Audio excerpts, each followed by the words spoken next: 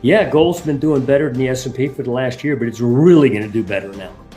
You just cleared a major base versus any stock index you want to throw up there and say, should I own the stock market or gold? None of them are beating gold now. They've all just been broken out above. And it's the start of something big. You don't break out of something like this and go up for a month or two and fail. This is just the beginning. Money is starting to shift. If somebody's buying gold over the S&P, otherwise that spread wouldn't have broken out. And it's certainly not the average American investor. We know that. Somebody did. So we have a silver gold breakout saying, no, don't buy gold, buy silver.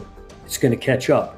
Well, again, if I do a ratio of this, we're talking a crazy number, right? So it's a very unique position. Plus, we got a bull market in gold and silver moves. It's a monetary metal, and it's undervalued, and therefore it could go ape. So don't be shocked by what happens, but especially don't be shocked if it happens quickly.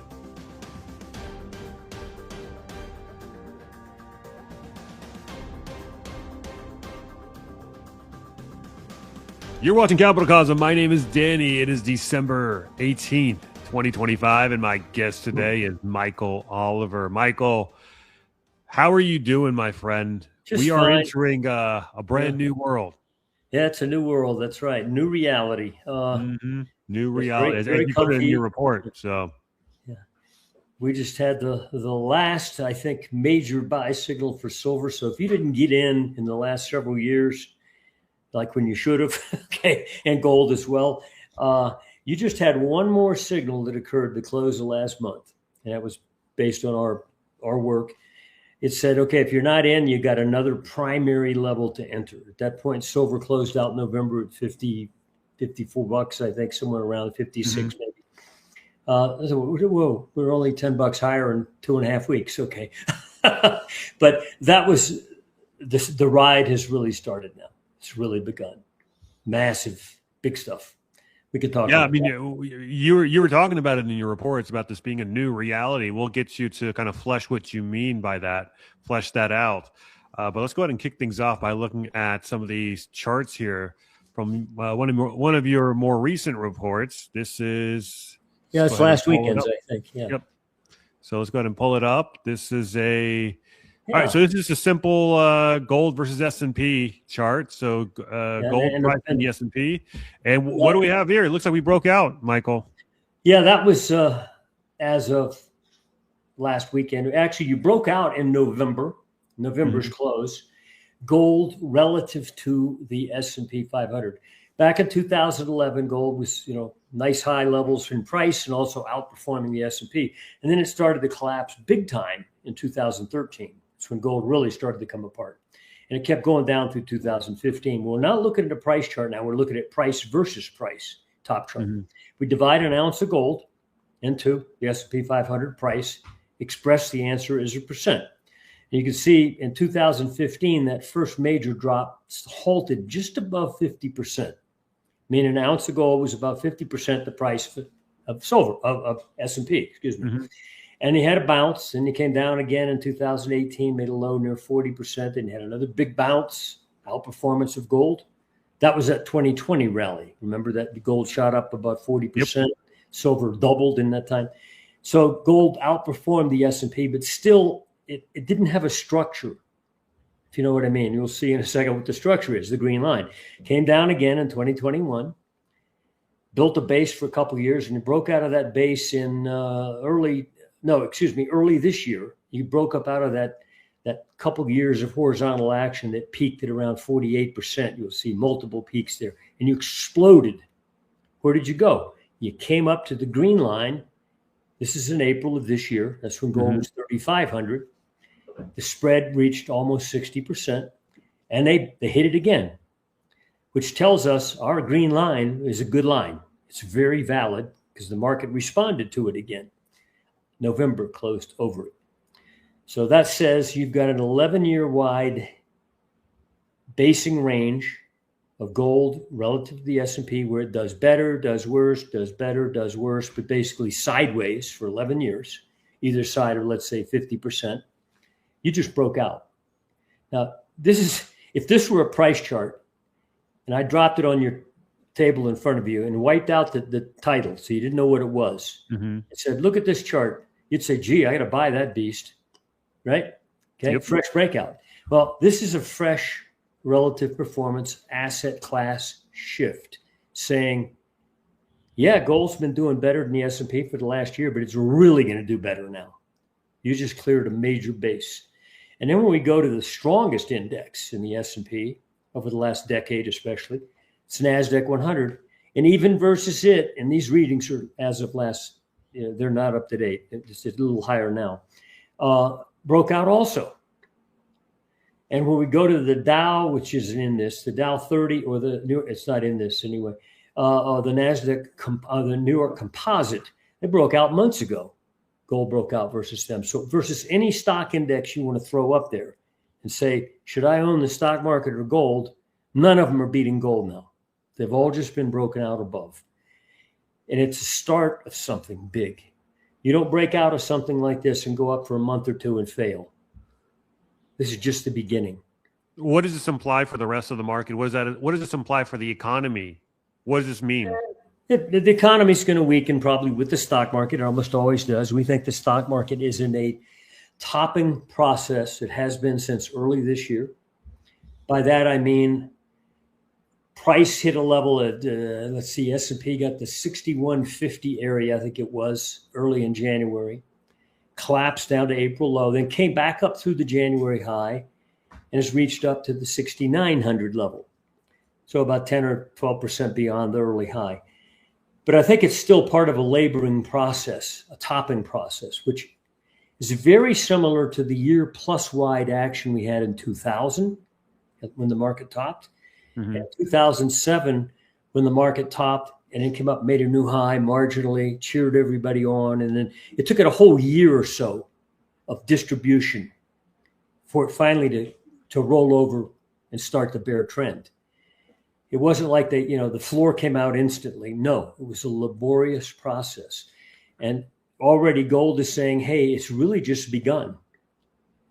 The gold strength versus S&P, or you can convert it the other way, S&P weakness versus gold. It's just begun.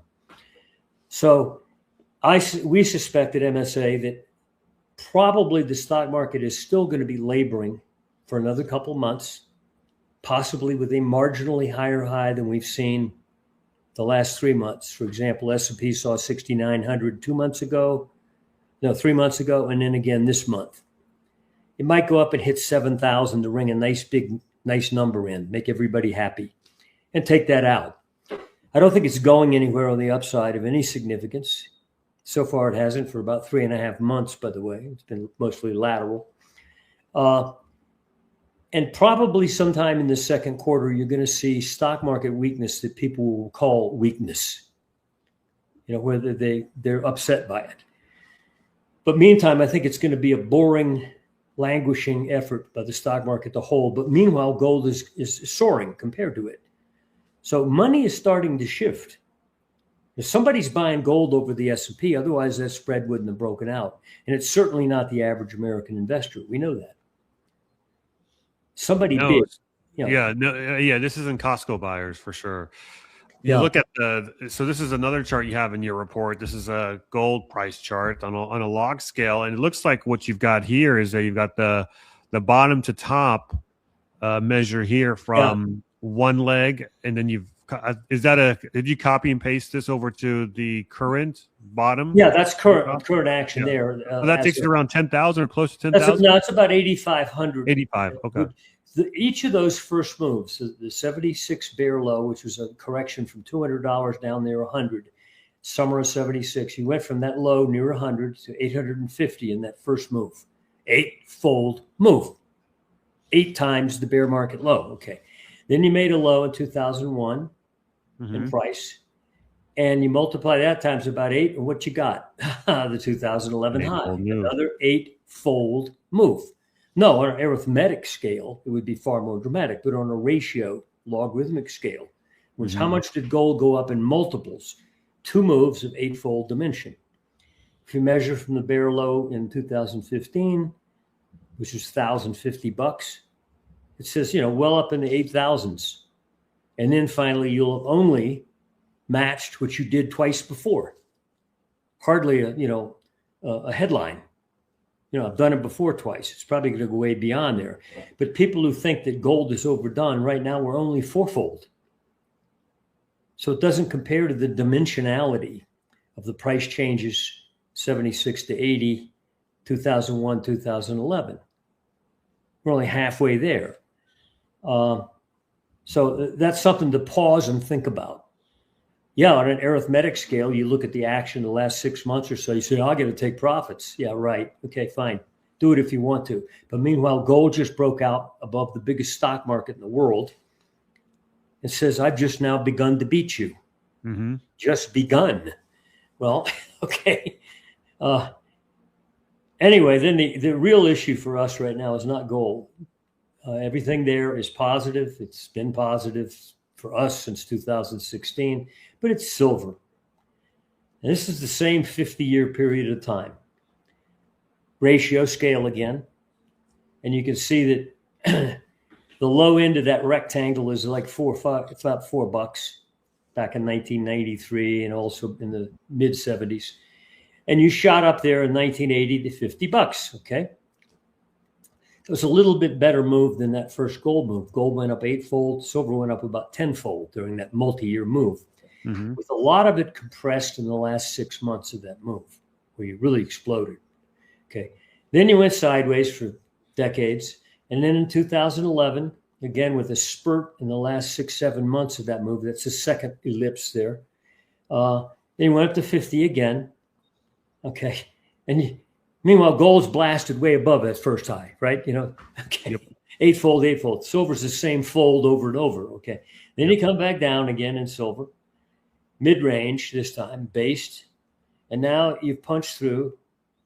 That last reading is $62. We're now trading at about $65. This is as of a week ago. But you finally punched out of that range a bit. Now, that's a price chart. We look primarily at momentum, and momentum has already said you're going to leave the earth here. Okay. Price now sort of says, oh, me too. Okay.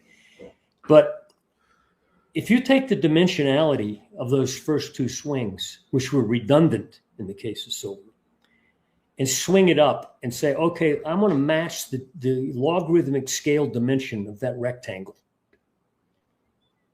It says $500.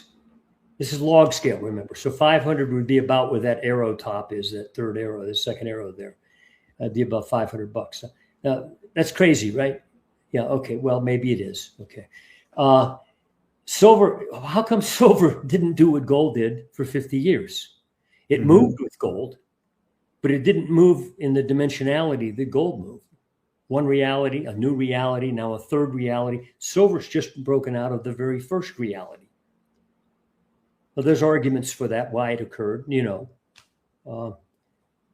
but you look at a previous silver rally here in the late 70s. Yeah. It happened pretty fast, like it 10x in a couple of years. Yeah, in a couple of years, and most of it the last 5 months, by the way. Yeah, yeah. Are we looking at something similar to that, where the time is compressed? There's something that happened back then in that first ellipse and the second ellipse. There's just price charts here. It wasn't the momentum of price that said something, because already at that point in time, you were well into a bull trend, as you can see. They were already going up nicely before you got into that sharp ellipse period there. When we measure silver, ounce of silver divided into an ounce of gold, we create a spread chart. A lot of people look at ratio. We do it another way. We ounce of silver into an ounce of gold. And at those points in time, prior to those 6 or so months of verticality, the spread chart of silver versus gold broke out over a nice clear ceiling. So if you were only looking at silver versus gold and plotting it as a percent, you would have seen, you could have plotted a chart where there was a ceiling. You broke out, and when you broke out on the spread, that's when silver said, okay, I'm unleashed, versus gold and versus net price. We broke out of that same spread that gold broke out above the S&P in November. Silver broke out versus gold at the close of November. Where was silver then? I think it was the mid-50s, okay? Already, since the close of November, we're in the month 1 of the countdown now. Let's assume we got like 6 months either way, 5, 6, 7 months to do a surge like we did in 79 or late 2010, early 2011. Extreme compression squished into a couple quarters where you go ape, okay? The spread told us back then at both those times. It's now telling us now, you just not only you breaking out above this range, which means getting above 50, but the spread broke out over a massive horizontal structure. So we have a silver gold breakout saying, no, don't buy gold, buy silver. It's going to catch up. Well, again, if I do a ratio of this, you know, we're talking a crazy number, right? Maybe it's not. Yeah, I'm going to pull up a ratio of silver to gold here really quick. Here, Okay. check this out. So yeah. Now see this that is on range? a log scale. If you put on a nominal scale, you see the huge the huge asymmetry. Yeah, there was also, that goes back to 2000 high. You actually, by our measurements, we're out above those peaks there. Okay. No, excuse me. No, there was a second shelf down below there. You'll notice. See the red circle, the first ellipse you've got? Yep. In between, there was this other range at about 1.31%. Yeah, right there. You broke out above that, and right now you're about to break out over the next level. This one, yeah. In which case, look at the normality going back to 70s. I mean, you went up to 6.5 fold a couple times, 6.5% of the price of gold.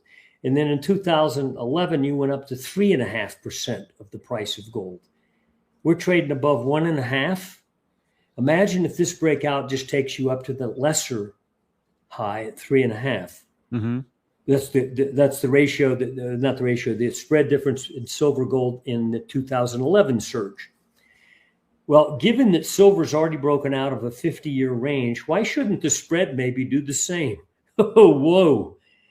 We're talking 7%? Mm-hmm. Okay, forget that. Let's just focus on the 2011 peak.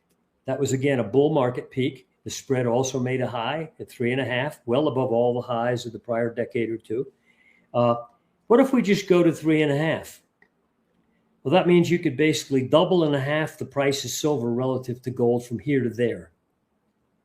So if gold goes up, let's say gold goes up to the old normal 8-fold high, mm-hmm. which is what, 8,000 plus in price. It would be where it was in 2011, where it was in 1980 in terms of dimension of move. Okay, do 3.5% of 8,000. Okay, well in the couple hundreds. Okay, yeah. So the point is that major lids are coming off here. Not merely price chart stuff. That's $280. Yeah. Oh, or what if it goes to, it was up there at 6+ twice. What if you could do that? Well, here's what's interesting, Michael. Yeah. You compare it to the previous peaks here in the 70s. Yeah. You would be looking at a 330% move up in silver relative to gold. So let's say let's just say a 4x relative to gold. If gold doubles, that's a 2 times 4x, 8x from today is about $500 to, it's about what you had on your chart. Isn't that cute? These sound lunatic. Okay. There's one chart I want to show you that shows these events happen. They're rare, but they're not exclusive to special markets. And that's the copper and lead charts. There you go. We put out this report in late October. At that point, silver, by the way, was $48, just to make a note. We were trying to show our subscribers, this is a history of the price chart of copper. And below, we'll look at lead in a second. But see that first low rectangle there? Mm-hmm. Actually, you could go further back. Instead of the 90s, you go back into the 70s and see the same range existed up and through mid-2005. So many decades of up, down, normal reality for copper. The red ellipse took place over a span of a couple quarters. You quadrupled the price of copper between there and about 2007, very quickly. And then look at the new range that existed since 2008. Yeah, there was a sharp drop after that. But look, the average range up there is like $7,000, $8,000 per, I guess, per metric ton. But about 4 times the average range that existed back in the 70s, 80s, 90s, 2000. So copper broke out into a new reality, and it didn't take it 3 years to get there. It took it a couple quarters. There was no headline. Okay, scroll down now, you see lead, another exciting metal. Okay, same range-bound situation, going all the way back to the 70s. Its breakout occurred in 2006-07, not the same time as the copper move. It wasn't a base metal explosion. Lead was firming up, but it didn't really go ape until that red ellipse. Okay, you went from an average price in that range in the 70s through 2007 of about, let's call it about $600, the average price, and you went up to 3,600, and most of that occurring in about 6-7 months. Again, not in sync with copper. It's its own thing. And then it dropped, but then look what happened after that. You went into a new reality, multiple times more than the average reality. How come silver's in the old reality? You know, we know we have a supply-demand problem with silver, 5 years in a row, consuming more than we got. And there's not much capacity to really increase production because most production does not come from silver mines. It comes as a secondary product of the base metal mining, which means you can take the ounce of silver up sharply, but it's not necessarily going to impact the guys who manage a copper mine because it's too marginal in their overall production. To increase production just to get some more silver, to get the point. So it's a very unique position. Plus, we got a bull market in gold, and silver moves. It's a monetary metal, and it's undervalued, and therefore it could go ape. It's happened before, not just copper, lead. I could have thrown darts at half a dozen other markets, bread prices or something, you know. And this is about a 4x breakout from the top of the channel here, which is what we're potentially looking at with silver. We've seen this 4x number come up time and time again. Yeah. Anyway, I just want to show here that what we're talking about in silver, one, it would be merely a catch up to gold, you know, making new realities every couple decades, not staying in the same reality. And then when you look at some other markets that are totally exciting, like lead and copper, they did it in a matter of a couple of quarters and at different times. So, and it looks like, I mean, it looks like you look at copper as well. I mean, copper is already broken out of this channel. This is an old chart. You're already above there. You're going for another dimension. Yeah. Yeah, it's a third dimension. Yeah, third dimension. Yeah. Why not? Of course, we all know the underlying reasons for this. Aside from specific supply demand, silver's got that unique thing. The ongoing decay in the real value of the money units. You know, I don't have an M2 chart here, but if you did, it would look like this and look like these guys are just catching up to M2, the degradation of it. It's an upward curving arc. Yeah, look at that. I mean, you know, go back to the 70s, get that number and multiply it times what to get where you are now. Yeah, it's about 1 trillion in the 70s. Yeah, okay. And then, you know, yeah. So it's 20 times what it was in the 70s. Yeah, okay. You know, so that's why a loaf of bread, I probably told you this on an interview before. When your dad built a house, it was $45,000. When his dad built one, it was $4,500, and now it's $445,000. What's that mean? Well, M2. You know. Yep. So, all right, quick break here because if you're buying gold or silver the normal way, you're probably overpaying by a lot. And that's because most retail dealers quietly tack on these huge markups, sometimes 10%, sometimes 20%, sometimes even 30%. And you don't even notice it. It's like paying $115 for a $100 bill. Doesn't make sense, right? So that's why I've been using the Bullion Standard Pro. It's a membership that basically lets you buy precious metals at real wholesale prices. The same prices that dealers get. So no inflated premiums. No middleman games. Their platform updates every 5 seconds, straight from mints and distributors. So what you see is literally the real market. And here's the crazy part. If you buy something like this gold American Eagle, here's the amount of money you're going to be saving at the time of this recording, at least. So it basically pays for itself multiple folds on many occasions, depending on what you buy. And if you want to try it out, they're hooking up my viewers with an exclusive 10% off their first month. Just use promo code COSM10 at checkout. That's COSM 10 at checkout. So if you're stacking, investing, or just tired of getting hit with hidden markups, check them out now. Boolean Standard Pro. Click on the link down below in the description box and use promo code COSM10. Now let's get back to the video. This is gold divided by M2. Yeah, well, look at that breakout pending. In fact, yeah, look at that. That's another interest. You see the pivotal nature of that 2011 peak. Look to your left and you'll see there was, yep, you got it. You break out of that, where are you going? You're not going to crawl, I'll tell you that. You're not going to crawl. You got another doubling inside. It looks like it. Yeah, whatever. You know, it'll leave the earth in price terms. About 3x, actually. Yeah. So don't be shocked by what happens, but especially don't be shocked if it happens quickly. Here's silver. Here's silver, Michael. Look at that. What if you just went to that 2011 high?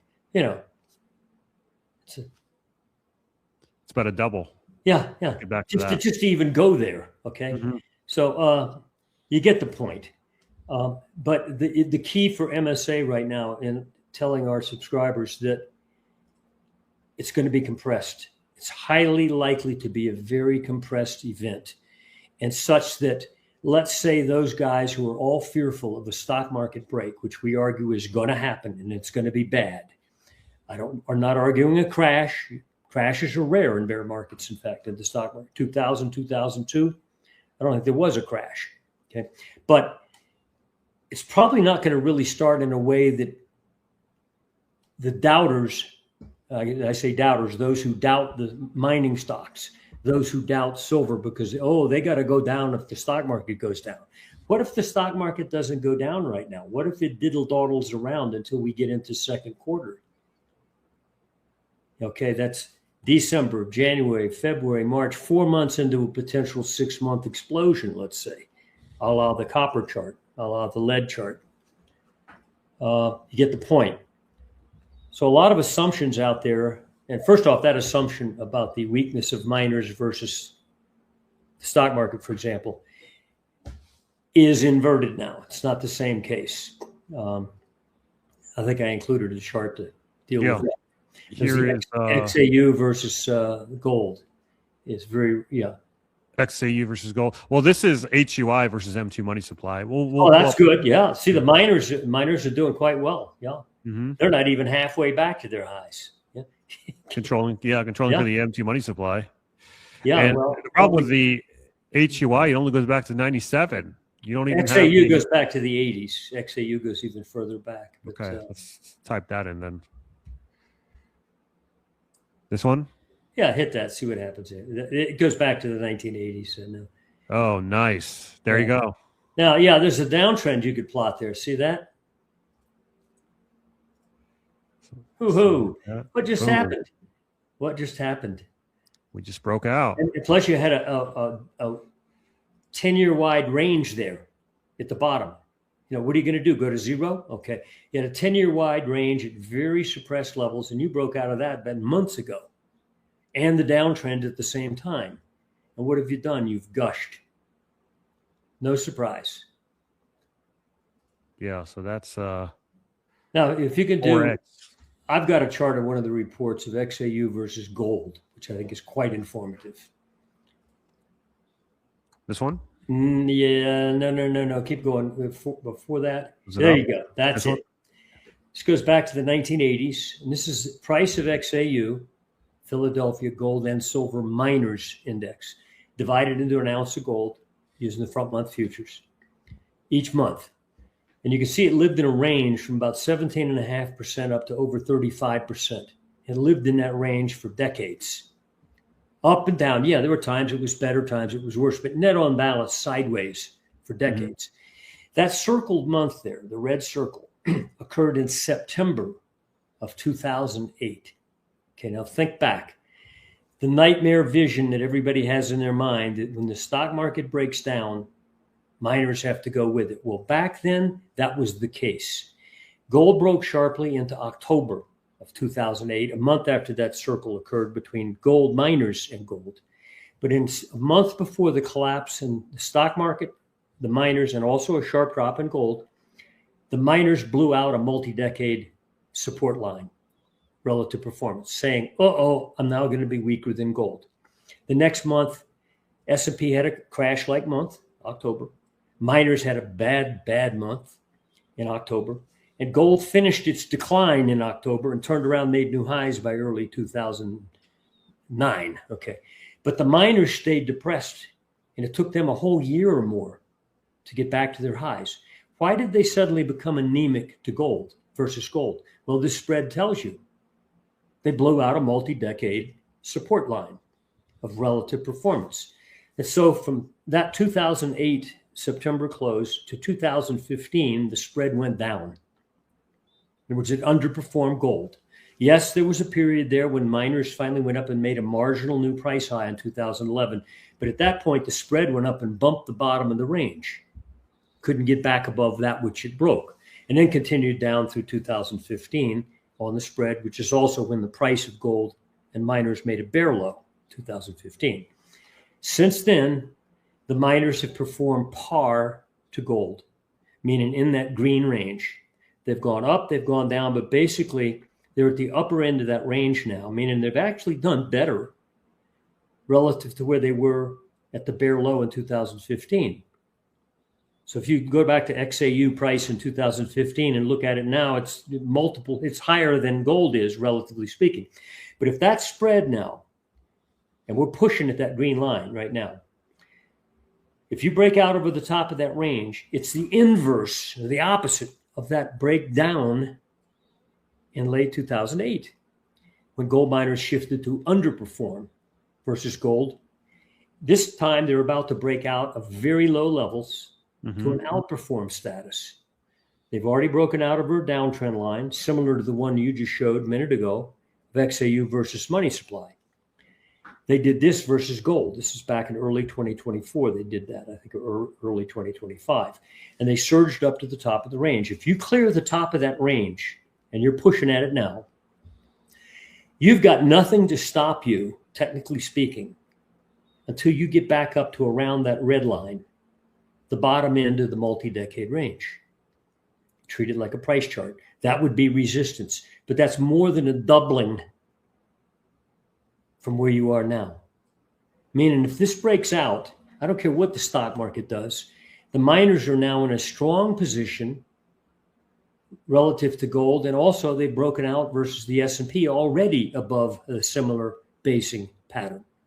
So the miners aren't weak compared to the stock market and gold. They're about to become the strongest component, stronger than gold even, in the monetary complex. And they've got, you could double and a half just to get to the red line. Might not look impressive, but it would be highly impressive in terms of percentage gain.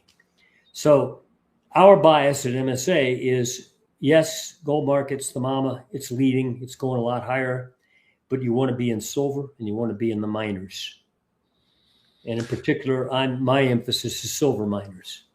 Interesting you say that, Michael, because I have SILJ divided by GDX here. Now I've got the, SILJ is a junior silver miners index, and GDX is the majors on the gold front. But go to SIL versus GDX. I think you'll see something else there. We don't watch the J too much. Okay, this is, you've broken out above that recent range. Is this weekly or what? Monthly? Monthly. Do you want the candlesticks? I can put the candlesticks on. That's okay. Anyway, there's a channel that we plot of that action since 2022 when it dropped sharply into 2022 there, back right there. Yeah. And then you had a rally right after that. Look at the green candles, the up candles. You'll notice you can connect the line over the peak closes. No, not there. Starting in 2023 or 2022, that first re-up. Go a little more to the left. That high, that green candle, that top green candle to your right. Okay, right. Crosshairs move over to the right. There you go. One more. This one? That one, yeah. Now connect that green candle peak. There you go. Look where you are. Breaking out above the close only peaks. 1, 2, 3, 4 hits on that line, and you broke out marginally last month, and you're gaining more this month. So this argues that likely that not only are miners going to beat gold, as we saw in that other chart, But silver miners are going to beat the gold miners. They're vastly undervalued versus the gold miners, just like silver is relative to gold. And I think the biggest slingshot effect among the miners will be in the silver miners. And this chart clearly has shown for 3 or 4 years now that it's basing. It just doesn't want to go any lower. Okay. And you broke out of that lovely little downtrending channel.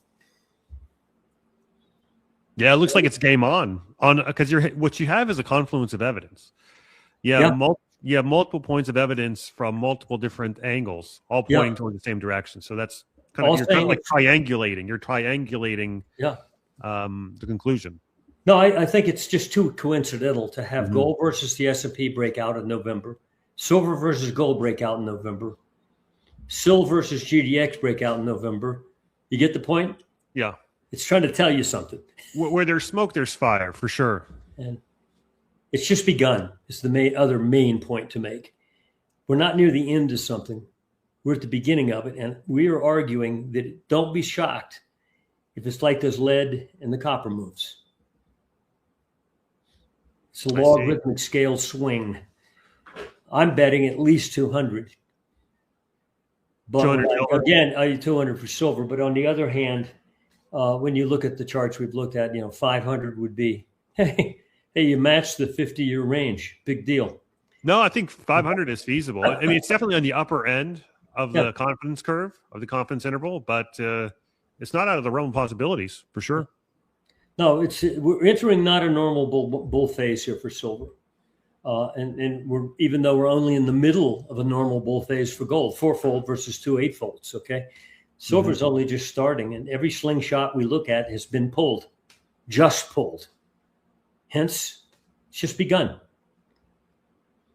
Yeah, hard to argue with that. And I just want to remind my audience to hit that like and subscribe if you're getting value out of this content, guys. I mean, this is it's pretty exciting stuff. So if you'd like to support the channel, hit that like and subscribe. It does go a long way. Michael, do you want to keep this a gold and silver centric episode? We can kind of stop here, or if there's anything else you'd like to talk about, feel free to do so as well. No, the other markets are important, but I think the stock market, while it is topping in a laborious way, but go back and look at 2007. Go back and look at we got bearish in January of 2000. You can punch up an S&P chart if you want, and you look at the price action in 2000 to 2001, for example. 2002, if you could widen that to look at it a little better. In January of 2000, it was dropping into the mid 1400s, and we got bearish. That first red candle there, that one there, that's January. Dropped into February, then shot up in March, made a new high. Okay, we said be gone in January. Okay, at an average around 1450 price. Okay, went up, made a new high in March, pull back again, still wouldn't go down. Came back up in August and made a new high monthly close. So 2 new highs after we said get out. And yet they were, so what? Low double digit percent, like 10% further gain. And then it wasn't until 2001 that you finally started to come apart. And in fact, in that first big old January 2001, the Fed cut rates twice in the same month. They cut rates all the way down, and yet the stock market imploded. You see when it drops off there, where the Fed fund rate starts to drop? That was when the market started to roll over. Okay? All rate rises end in mid-2000, and it wasn't until early 2001. Well, that's when the stock market started to implode. They cut rates all the way down. Did it help the stock market? Not at all. No. Monetary metals went up. Okay, and in 2007, that's another interesting chart. And we analyzed it versus annual momentum, 2007. Okay, there you go. In the end of 2006, we were about 1,400. Oh, what you got there? 1,400 price. 1,400 price, No, further back to the left, 2006, close of 2006. December, we put out a report late that month. We were above 1,400. We said we're going to go up into next year and we're going to top. And our prediction was it would peak at 1,550 to 1,600 zone. Okay, Now, if you could look at a couple of months to your right, in the summer of 2007, you got up to above 1550 intra-month. You got above there. And you got sold in too hard into the summer, into August. Had a hard drop there 2 months later. And then you came back up again in October and took out the summer high. Went to 1576, right in the middle of our target zone. All-time new high. Because that first high in 2007 stopped where the high in 2000 had stopped, 1550. So when you came up in October and got the 1576 for a price guy, that was a triple top breakout. 1550 in the year 2000. And it was about 2 months removed from when the Fed started cutting rates in August. Yeah, they cut rates. August was the first time. I know mid-September was when that rate cut occurred, actually. And it was a surprise. It was a half point. And the market rallied for the next several weeks into October, and that's what produced the new high. Mm-hmm. A surprise first rate cut in a long time. And if you sold into that rate cut, yeah, you got hurt by another 50 to 100 S&P points, but basically you sold the top. And they cut rates all the way down, as you can see. Did it stop the stock market from going down? So the question is, why is it the stock market bulls out there are so happy to anticipate Fed rate cuts? Why did they think it's good? Historically, it's not. Yeah, I mean, technically it's not, and fundamentally it means even the guys at the Fed who always love to talk like quiet wizards were panicked by the underlying reality. Rate cuts lead the crash. At least it did in 07, right? Rate cuts started coming. Rates started coming down first, and then the market followed thereafter. Yeah. The market peaked after that rate cut, and that was it. About a month after, and if you sold it, you sold the top tick. Anyway, so they were laborious, though. It took the entire year of getting up into the 1500s and then selling off, and then go back up again, and then sell off. And in fact, you really didn't start to come down hard until you got into about June 2008, before it really started to crumble. During that time, gold was rising, of course. Mm-hmm. It took a month off in October and joined the S&P, but while the S&P continued down through 2009, gold was back to its highs again in early 2009, while the S&P kept going down. That's when the Fed, in November of 2008, a month after the big bloody month of October, went to QE. They began QE. Did that help? No, the market went down for another couple of quarters. So anyway. And that's when copper started its rally up, if I recall that chart you shared correctly. I'm gonna overlay copper here in a second. It peaked, probably more coincidental with the S&P, yeah. But it surged. Let's see, this would be 2000, yeah. That surge in 2005 and 6 where it started to really bolt upward. Yep. So here's copper in yellow. Yeah. You can see how vertical it went quickly, mm-hmm. especially from like 2005 to 6. That yellow line went bang. Okay. Anyway. Yep. Yeah, and then after the stock market peaked, well after, about a year later, copper finally joined it. But it was about a year into the bear before the copper even stopped that surge. But anyway, that's another subject to look at. Now, I do think the stock market is topping, but I don't think it's going to inflict the kind of pain that everybody expects, especially now when you turn on CNBC. A couple of days ago, I heard this. The theme of the day seemed to be how investors were panicked and nervous about AI stocks. And that was affecting the NASDAQ 100 compared to the S&P, which is weaker than the S&P has been lately. And the problem with that is, yes, AI has been the leading or the bubble element in the last years of this aged bull market, 2009 to the present bull market. In the last several years, NVIDIA went berserk, AI went berserk. So it wasn't the leader all the way, but it was the leader at the end in terms of gain. And so, yeah, you're justified in being nervous about that. It is a bubble. But frankly, when we look at the intermediate trend technicals of the stock market, or even NVIDIA, which has had a nice little drop lately, it looks like, yeah, you may have topped NVIDIA, but you're not going to go down right now. And so this popular sentiment that, oh, the stock market's vulnerable for a bubble break.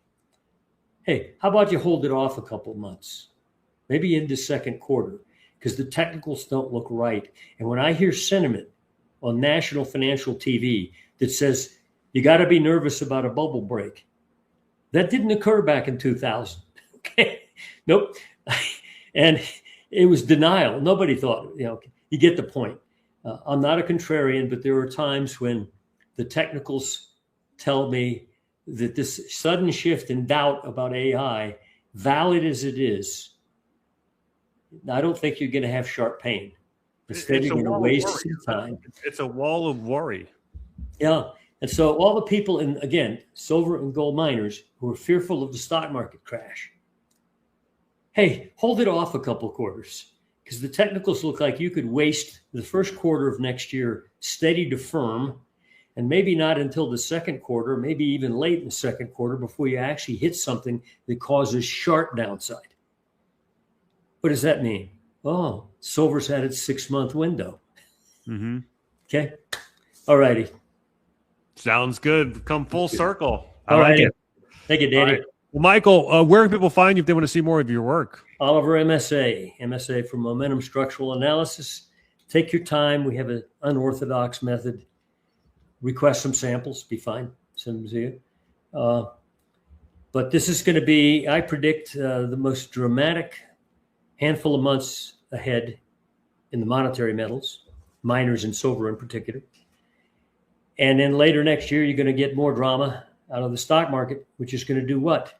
Further infuse the Fed into pedal to the floor. Monetary excess, further degradation in the money unit, not just here, but the yen, the euro, you name it, all the Western powers. And what does that do for gold? Yep. Jet fuel for gold. So, Michael, what I've been doing is I've been asking my guests to name 3 big predictions for 2026 as we close out the year. It already sounds like you've named your big predictions. I mean, is there anything else you'd like to put on the table? The T-bonds. So T-bonds are very anemic. They're a bigger category dollar-wise than the U.S. stock market. We look at 30-year bond futures in particular. They're trading right now in the 115s. When they effectively made a crash low in October of 2022 after collapsing from 190 down to 117, I think it was. They've gone sideways for 3 years.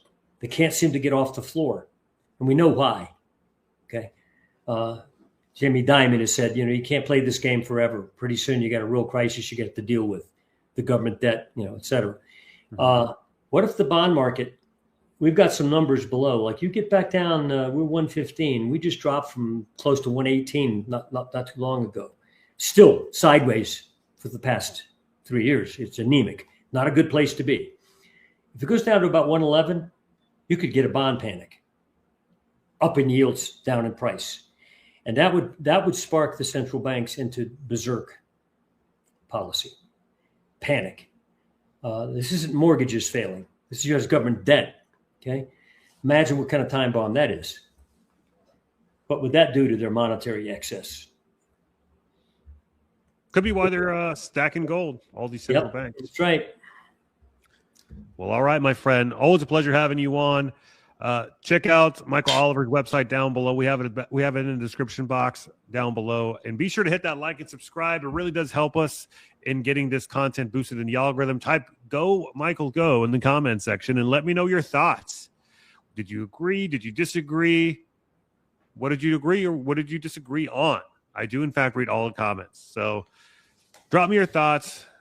Check out my Substack at capitalcosm.substack.com and check out the whole host of different affiliates we have linked in the description box as well. A lot of them, if not all of them, make a great Christmas gift, either for a loved one or for yourself. So check out the catalog of affiliates we've got in the description box, and it does help support me by virtue as well. So it's a win-win-win.